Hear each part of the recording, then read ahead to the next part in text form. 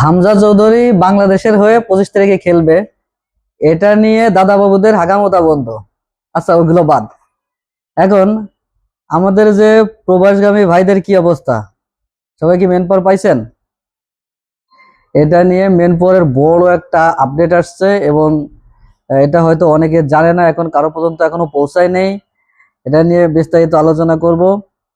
তা এখন হলো, যারা এখন পর্যন্ত, আজকে হলো মার্চের 19 তারিখ, যারা এখন পর্যন্ত মেন পাওয়ার পায়নি, যেসব প্রবাসগামী ভাইয়েরা যারা এখন পর্যন্ত মেন পাওয়ার পায়নি, তাদের জন্য সমবেদনা, কিছু করার নাই।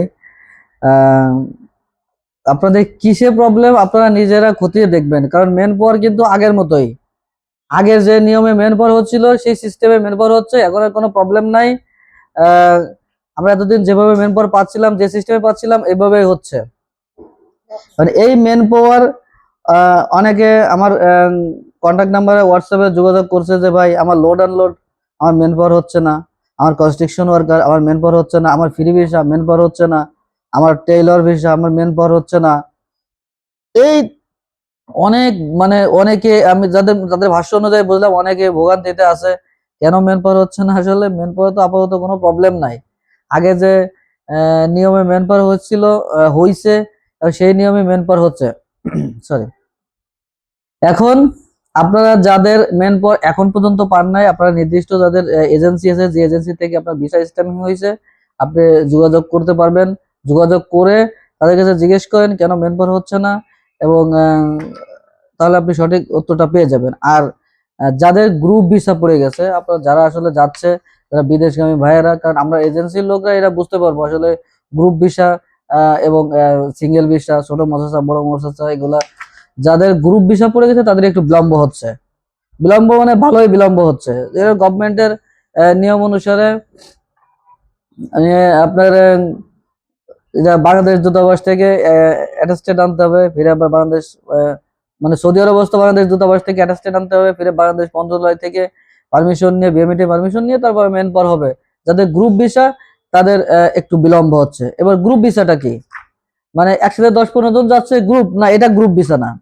গ্রুপ হলো একই মর্সাসার যদি 25-এর অধিক ভিসা উঠানো হয়, আমি পূর্বে একটা দুইটা ভিডিওতে আমি বলে গেছি যে একই কোম্পানি থেকে একসাথে যদি 25-এর অধিক যদি ভিসা উঠানো হয়, যেরকম 26, 30, 40, 50, 100, 150, 200, 300 যদি ভিসা এরকম উঠানো হয়, ওটা গ্রুপ পর্যায়ে চলে যায়।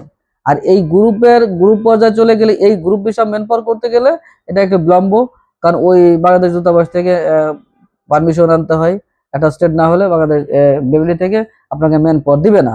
আর যারা ছোট মর্সাসার যে ভিসাগুলো আছে, আপনার যে ছোট মর্সাসা হোক বড় মর্সাসা হোক, যেগুলো 24-এর নিচে আছে, যেগুলো 1, 2, 3, 4, 5 কিংবা 24 পর্যন্ত যে ভিসাগুলো আছে, এগুলো নর্মালি মেন পাওয়ার হয়ে যাচ্ছে। অনেকে বলতেছে যে ভাই আমার মেন পাওয়ার অফলাইনে জমা করছে, 15 দিন হয়েছে, 20 দিন হয়েছে, 25 দিন হয়েছে, আমি এখনো মেন পাওয়ার পাচ্ছি না। ভাই সাধারণত আপনার একটা মেন পাওয়ার ফাইলে যদি আপনার তথ্য এবং ডকুমেন্ট যদি সবকিছু ঠিক থাকে, তাহলে আপনার অফলাইনে 7 থেকে 10 দিন, 7 কর্মদিবসে হয়ে যায়। আর যেটা অনলাইন ফাইল, যদি আপনার সকল ডকুমেন্ট যদি ঠিক থাকে, তাহলে আপনার 2 থেকে 5 কর্মদিবসে মেন পাওয়ার হয়ে যায়। ঠিক আছে? আর যদি আপনার ডকুমেন্টে কোথাও ত্রুটি থাকে, যদি ডকুমেন্ট ঠিক না থাকে, তাহলে এখানে তো আপনার বিলম্ব হবেই। তারপরেও আপনাদের অনেকের এখনো মেন পাওয়ার পাচ্ছে না, আমাকে অনেকে কমেন্টস করতেছে। আপনারা নির্দিষ্ট যাদের আপনাদের এজেন্সি আছে, এজেন্সির সাথে যোগাযোগ করেন, যোগাযোগ করে জেনে নিন। ঠিক আছে? অনেকে বলতেছে ভাই আমার ভিসা এক্সপায়ার হয়ে যাচ্ছে। যাই হোক, আমার প্রবাসগামী এবং প্রবাসী ভাইদের রমাদান মোবারক। আজকে এই পর্যন্তই। আপনার এই ভিডিওতে যদি কারোর কোনো উপকার আসে, কেউ যদি উপকৃত হন, অবশ্যই একটা লাইক, কমেন্ট, শেয়ার করে দিবেন, সাবস্ক্রাইব করে রাখবেন পরবর্তী ভিডিওর জন্য। আজকে এই পর্যন্তই। আল্লাহ হাফেজ।